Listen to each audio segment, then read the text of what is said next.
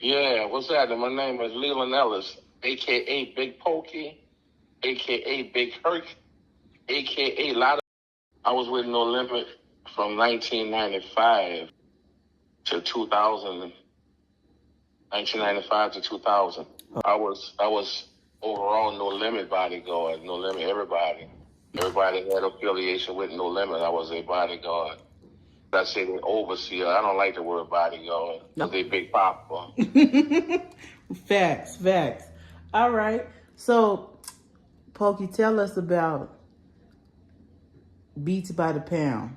Like, that was one of the things, that was the engine to No Limit. What you want to know? What you want to know about Beats by the Pound? How they came together, and then what happened? Why did they leave? Because that was abrupt. Okay. Nobody saw it coming. It all started with KLC. Mm-hmm. And then after KLC came, the Moby Dick was already there. Mm-hmm. And then Craig B came along. Then Carlos came along, and Odell came along. Because Carlos was with Spiral Records over here across this river in New Orleans. And he had the artist called Duggery. Odell was from another place like Shreveport somewhere. And he was a church guy. Mm-hmm. But he had a voice. He can sing real good. Plus he can play instruments. Mm-hmm. Moby Dick can sing real good. He had his own style of singing. Just say that Beats by the Pound, all of them had their own flavor, and they all had something to bring to the table.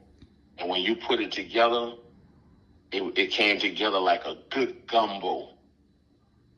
It was like a good gumbo. And it wasn't No Limit after that. No, when it wasn't. When somebody make a sample, they give it to the next person, and he had his flavor. They give it to the next person, he had his flavor. And when they got through with it, you had a song, you had a beat. Mm-hmm. And they didn't make any kind of beats. They put their heart and their soul into their work. I love Beats by the Pound. It was my little partners there, all of them. How did you know ahead of time that it was going sour between Beats by the Pound and P and them, or did it catch you by surprise like it caught everyone else by surprise? Caught me by surprise, like it caught everybody else. Wow. What can you talk about what happened, or can you give us a little bit of what happened? I really don't know what happened. You know, I was blind to the fact of a lot of things. Mm-hmm. You know, the bigger No Limit got, the more secrets start coming along. Mm. You know, it went from knowing everything that's going on you know, at the round table, until not knowing anything at all. There was no table at all. It was just, you had to figure it out. You had to hear it in the air, you know.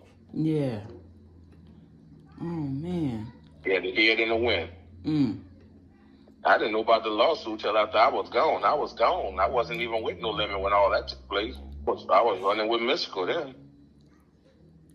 So, do you think that had Beats by the Pound not left, that they would have had, that No Limit would have had some of the same longevity that Cash Money has, or no? Yes, indeed. They had a chemistry. Mm-hmm. Everybody had a chemistry. This was a laboratory. You had chemists in this laboratory, and everybody had a role to play, and they played it well. It was good. It was just like a orchestra, you know, a band. Everybody had an instrument to play, and they played it well, and they did their job well. Everybody did their thing, you know. Yeah. And all it takes is one instrument to be off key, and that'll mess everything up. You know that. Mm-hmm. And that instrument was the top dog. Yeah, unfortunately. Yeah, that instrument was the top dog. Mm-hmm. I remember at one time Master P used to call it the No Limit Empire.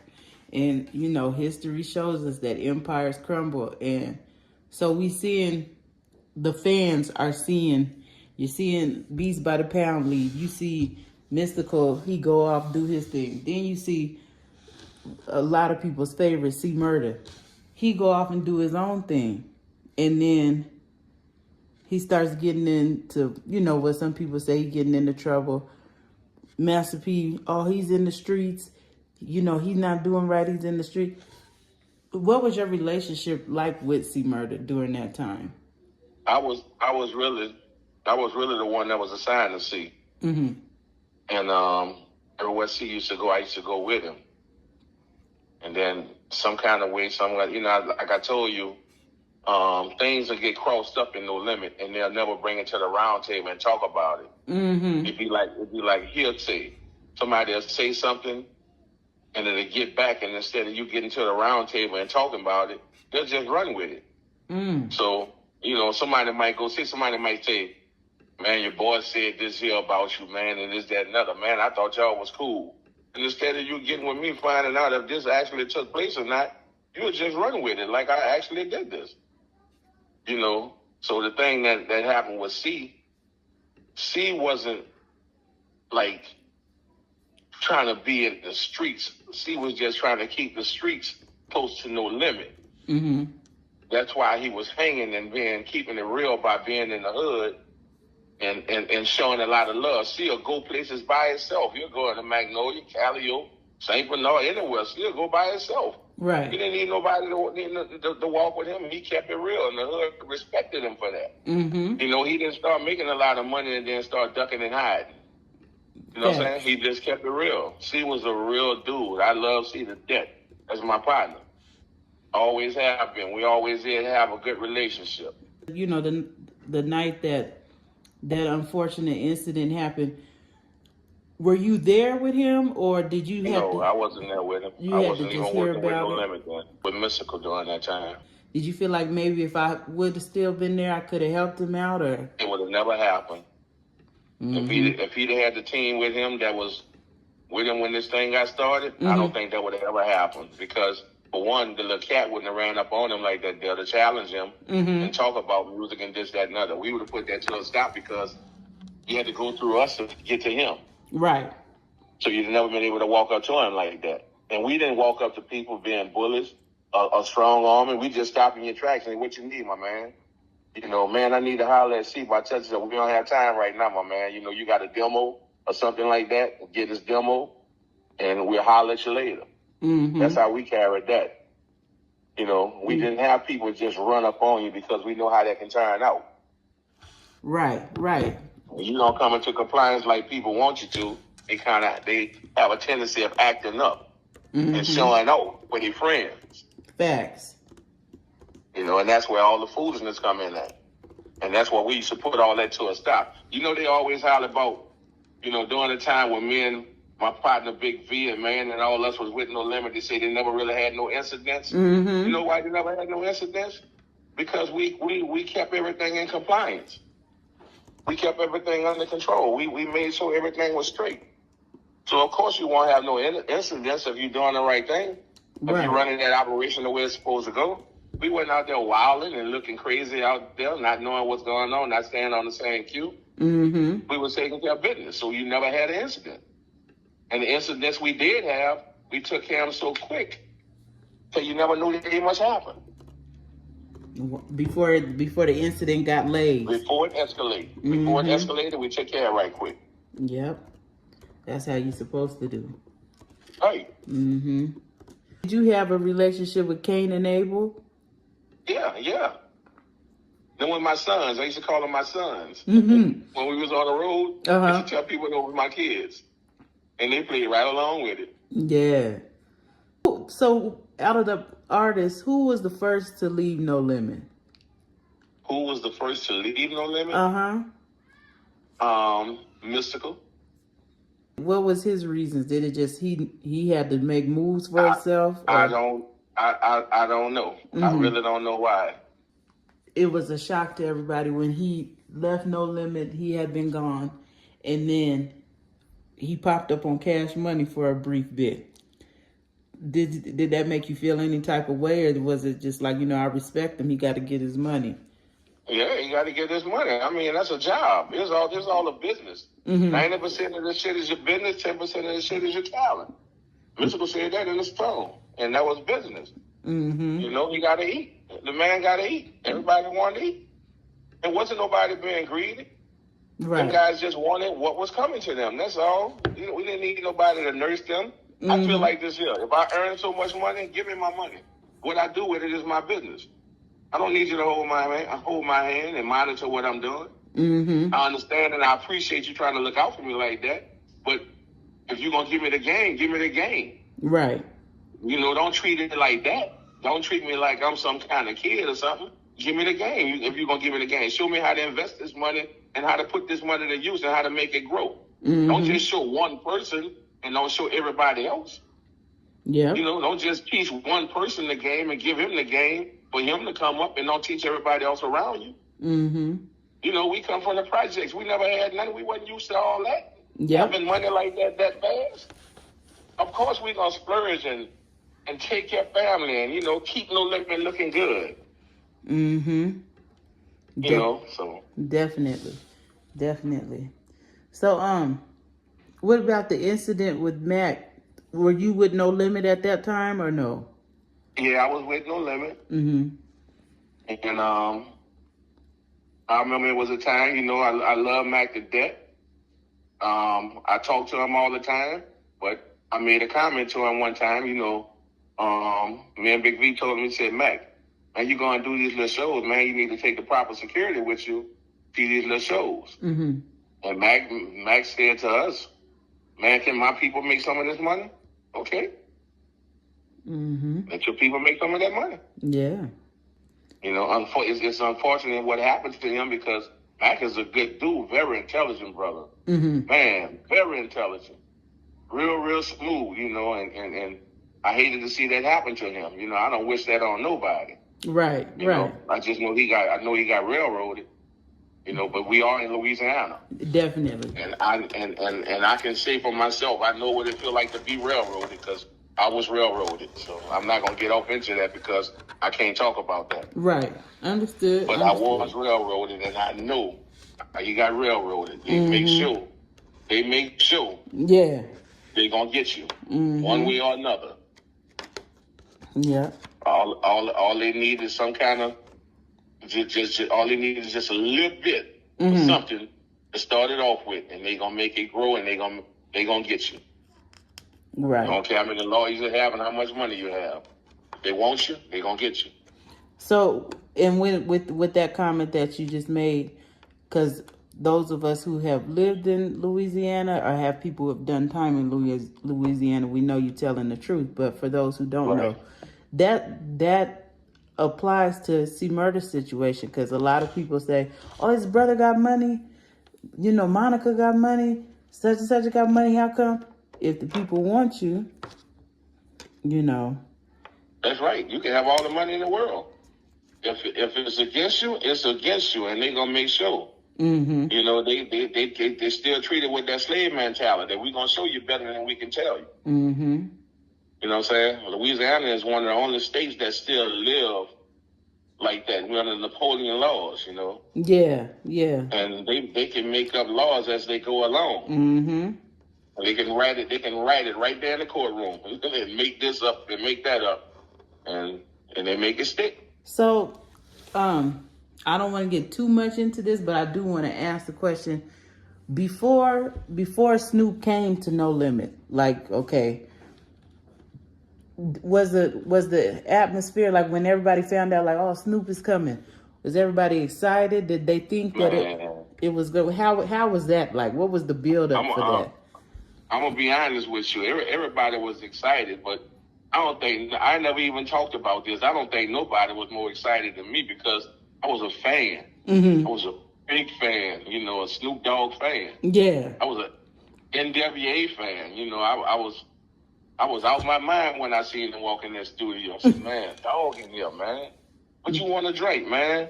And he said, I want to drink a mimosa, nephew. A mimosa. It so happened that we was on a plane not long ago going to California, and Big V ordered a mimosa. And that's when I found out it was champagne and orange juice. So when he said a mimosa, went to the store and got him some champagne, got him some orange juice, and he drank mimosas all night while he was in the studio. We laughed, we joked, we talked, got to know him. You know, he was kind of shy at first, but it didn't take him long to blend in. He felt that on. And I'm sure everybody was welcoming. With they gave him Southern hospitality and all that. Yeah. Until they found out his album was coming out before this. So how did that change? A lot of them didn't like that. How did that change? Did that change the way people felt towards him, or did that change the way people felt towards the boss? Well, to be honest with you, I didn't respect a lot of them guys for feeling a certain way and not opening up their mouth. See, that's when you're supposed to open up your mouth. You're a gangster. Open your mouth. Say what you got to say. Yeah. Don't talk behind closed doors. Say what you got to say. I always did speak my mind. I don't be tripping. Right. It is what it is. But it worked out the way it was supposed to work out. I guess he was a big artist coming in from death row, and it's just like a football team. If you got a football player let's say like a quarterback, I'm just gonna use two names. Say like you got a quarterback just coming in from college, and he coming in and he got this job, but they all of a sudden pick up somebody like Russell Wilson. You know who they gonna play first? Right. They're gonna play Russell Wilson. Because he got stats out there. He sells jerseys. Right. You know what I'm saying? They're gonna go with the money man. And that's how it was with Snoop when he came there. He's selling product already. His name out there. He's nationwide. Right. So of course, his album was gonna go out there first. That's just business. That was just business. Sometimes you just gotta wait your turn, wait your time. Yeah, definitely. And when it's your time, you gotta shine. Facts. Did he with him being a superstar already, did he do any mentoring for the other artists, like to help them, or was that already something that was a part of the No Limit curriculum? I think they instead of him verbally telling them, they watched him. They watch how he moved. They watch how he moved. They listen to the way he did things while he was in the studio, because they paid attention to him. Believe that. But he was, like I said, he was just like one of the fellas. He was just come there with just as humble. He was more humble than anybody. He was more humble than anybody. So one of the things you have mentioned when we talked previously, you was talking about how Master P was a gangster in that, when it comes to negotiating those deals.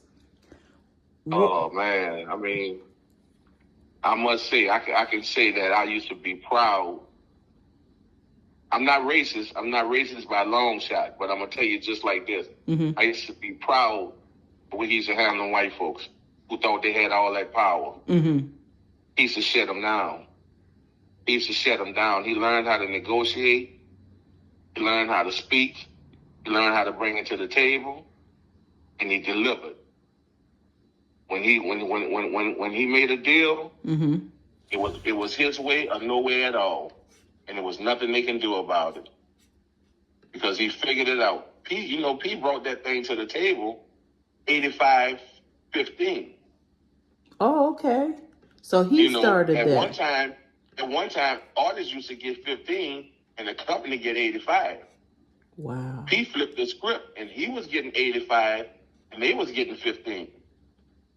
And we saw that when he did the Ice Cream Man album, which he did in a week. The whole Ice Cream Man album was done in a week. What? 7 straight days, yes. In Oakland, California, at K-Lou Studio. Wow. So, what about when they filmed the video, the Ice Cream Man video? He filmed that in New Orleans, or he did part of New Orleans? Yeah, he did it in New Orleans. I know about it got started in KLC basement.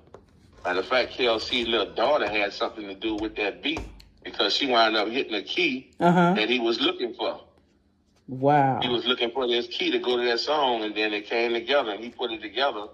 Well, we definitely know you were an integral part of No Limit because every song, Master P was shouting you out, Big Pokey, Big Hurt, you and Big Versi. We seen you. Big Yep, we seen you in the Bout About It video. We seen you in Definitely in the Make 'Em Say video when y'all was slam dunking and dancing. That's one of the best videos. Can you tell us about like some behind the scenes stuff about that video? Because that's one of the best videos ever made. It was the first time I ever met Shaq.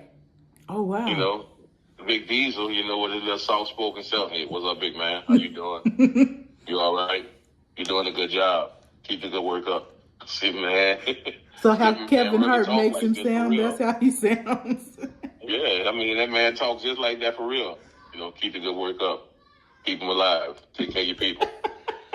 Be safe, man. I said, you too, big boy. And that was it. And it was a good experience because we used to be having a lot of fun on the video sets. Nobody knew P was getting ready for basketball.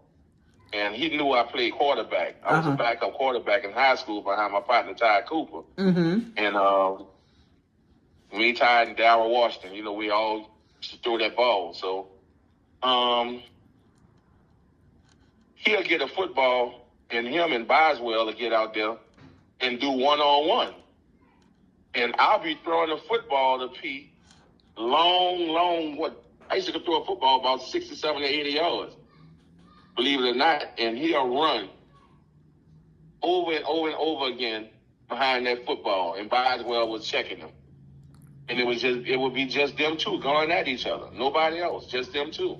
But I didn't know he was getting in shape for the trial for the NBA. That's what he was doing the whole time. Because when we shot that video, it was at some kind of airport, some kind of military base. Oh, so it wasn't in the gym. Yeah, and that's what every time we get a break, he'll be doing something to get in shape, running, jogging, me throwing a football to him or something like that. You know, he never would be messing with a basketball. He'll just be doing other things to get in shape. I guess he didn't want to get nobody no indication he about to try out for basketball. You were with him when he went to do his tryouts? I was the only one with him. Oh, I'm sorry. It was another guy. Me and it's Uncle Peanut. Me and Uncle Peanut, rest in peace. You know, me and him was the only two guys down there, and I was with him for about a month and a half, something like that. You know, before he let me go back home. All I did was stay in the hotel, went to practice with him, and that was that. He was in it to win it. He was trying to get on that team. He was practicing hard. He was doing just with them people, just like training camp is. He was in there. He was in there. So he stopped me from coming to the practices because he said the people feel intimidated with me standing there because I always had this look on my face like I'm not playing no games, you know, but I was just in there really just chilling. That was just my demeanor. Yeah. To be that way, you know what I'm saying? The type of job that was, there ain't no room for no playing no games, you know what I'm saying? Right. You wasn't there. I got time to be loud and gang, and I got a job to do. Right. I got the whole millionaire I'm trying to keep alive, you know what I'm saying? And I got to watch his back, and that's what I was doing. You weren't able to experience what everybody else did when they happened to find out, oh, he trying out for basketball now, because they didn't know, they weren't aware. They wasn't aware. They didn't even know where he was. Wow.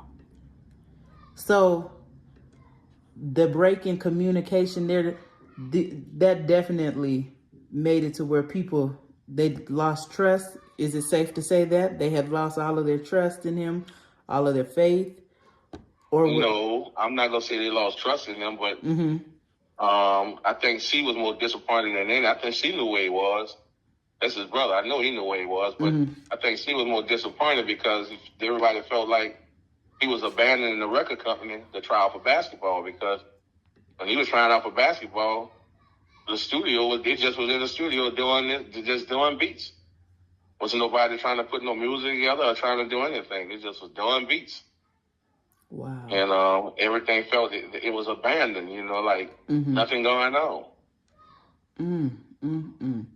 So that can explain why there was a little bleak period where we went from getting the album. What was it? Every Monday and Friday?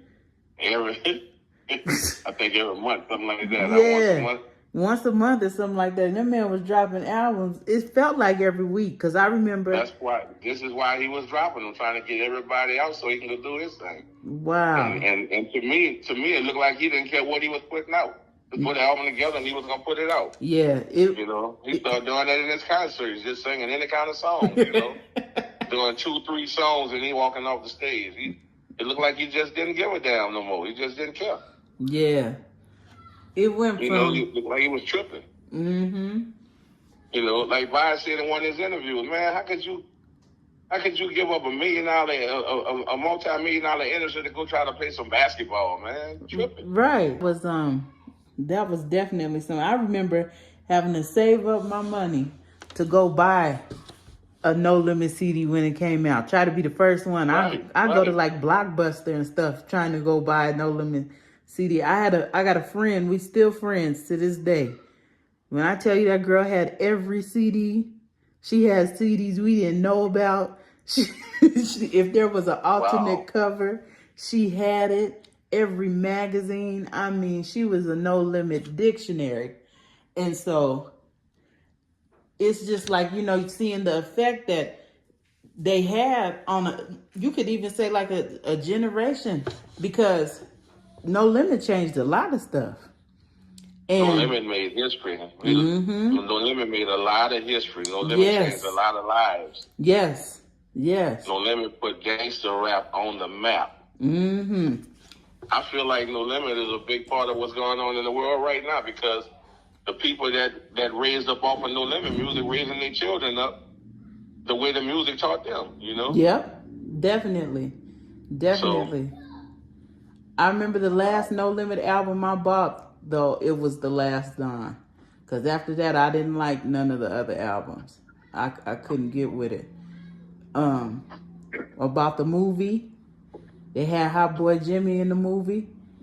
And a few people, we were looking forward to some more cameos with him because he did his thing. And then it's like just everything came to a halt. Like you had No Limit movies. They were supposed to have books. It was supposed to be, he was building a big old studio so he could have like gospel music and stuff. I remember seeing that on MTV. Right. And then just like, it seemed like overnight, everything is just gone. It's over with. What was it like when you found out that it was like, okay, how did y'all know that this was it and there's no more No Limit? Well, kind of felt it because me and Versi had started going with Mystikal to do shows. Mm-hmm. And we called ourselves Five Nigga Production. Mm-hmm. And No Limit wasn't doing anything. We had to eat. Right. You know, so we just started going to do these little shows and get that out the way. Okay, we just started doing these new shows and getting that out the way, you know. So we went to the office one day. 4,000 Sherwood Forest. And they had a note on the door. And the note said, No Limit is officially closed. Oh, my God. We looked through the window, and all they had in there was the Pac-Man machine and wires. Wow. Everything was gone. Wow. And I think that was in, like, 2000. Mm-hmm. He still had No Limit. He took his charge to people he wanted to go with him. Mm-hmm. And he left everybody else behind. Mm. You know? And he was bitter with me because I was with Mystikal, but I went with Mystikal because his CEO and COO told me to go with Mystikal to make sure nothing don't happen to him. Mm-hmm. That was chain of command, you know? Right. When it's work related. Man. So y'all showed up to work like everything, no memo, no email, no nothing. Nothing. No warning. No pink slip. Nothing. All I got was a phone call from him saying, you know, Big Pokey, you know, sometimes you got to do what you got to do, bro. And this is my new phone number. You know, if you need me for anything, just give me a call. And I'm like, well, what's going on? He said, well, I'm going to explain that to you later, brother, right now. I got some things I got to do, and I'm going to holler at you. See, I'm bitter with him because he kept lying to me. Mm-hmm. He kept on lying to me and not giving it to me straight. You know, you should have told me this here months ago. I could have went back to my old job or tried to get something going for myself, you know. Right. Right. And No Limit had so many different business opportunities. You all had wrestling. Can you tell us a little bit about that? Yep, we was Big Swole had brought it to the table for the start of WCW. With Eric Bischoff and Kevin Nash and Dusty Rhodes and all them. And, we went out there and we did Monday Night Nitro a couple of times in Atlanta and New Orleans for Silk's birthday. And we was filling out these contracts to get this thing started. I come to find out this man had my contract. It was fake. What? Don't talk about Pokey not about to wrestle. I'm not about to let him wrestle, man. He gonna stay right here. Now this was before No Limit had closed though. No Limit was still strong then. Mm-hmm. The wrestling thing was before No Limit had shut down. It was still strong. Oh man. But if you look at the videos, you seen everybody in the ring. What was everybody doing in the ring? Right. See, that was the thing. Nobody wanted to play their role. Okay, we got the wrestling thing going on. What are y'all doing in the ring, man? Why is all y'all coming out there? Mm-hmm. You know, we dressed in gear. We in soldier gear. They in street clothes. We look like we was in the club. Mm-hmm. You know? So, I mean, that wasn't nothing gonna work because everybody was in everybody's mix. Nobody didn't want to see nobody come up. Everybody was in everybody's mix. Man. Wow. And just think It just got out of control. Man, she was the only one trying to keep this thing together. She wanted to run this company. She wanted to keep this going. She loved No Limit. He wanted to change it to TRU. See what I'm saying? Mm-hmm. She wanted this thing to work. And she was running, it'll still be running right now. Man. And Master P could have went and played ball if that's what he wanted to do, or what else? He could have went playing ball in Mars if he wanted. Space Jam. Yeah, he could have went Space Jam if he wants. Yeah. Wow. You know, don't be selfish like that, man. You know what I'm saying? Mm-hmm. Everything was out of selfishness. Yeah. Yeah. But, you know, it is what it is. I mean, really tell you the truth, I'm talking to you about this right now, and I don't even think I'm going to talk about it no more with nobody else because it's been 20-something years. Mm-hmm. If I ain't do nothing about it then, it don't make no sense to talk about it now. That's true. That's true, you know. You know? Mm-hmm. 20-something years. That's true. He got to live with a lot of things, and I'm quite sure he's living with them. Yeah. You know what I'm saying? Definitely. Definitely. I'm cool. I'm good. Me. I don't have no conscience about. I don't have to have a conscience about a lot of things. I'm good. I know I did right by people. Mm-hmm. That's good. So, like, if you could give anybody, the new young entrepreneurs, any tips on, you know, how to run their record label or how to do, what would you tell them? Do everything in paperwork. Mm-hmm. Forget all that friendship stuff. Do everything in paperwork. Get it on a dotted line. Everything you do, get a notary on it. Mm-hmm. You know, do an LLC. I mean, just get everything in paperwork. All that friendship stuff, that's out the door. That kind of thing turn friends into enemies. Yeah, and it's hard to recover. And it's hard to recover.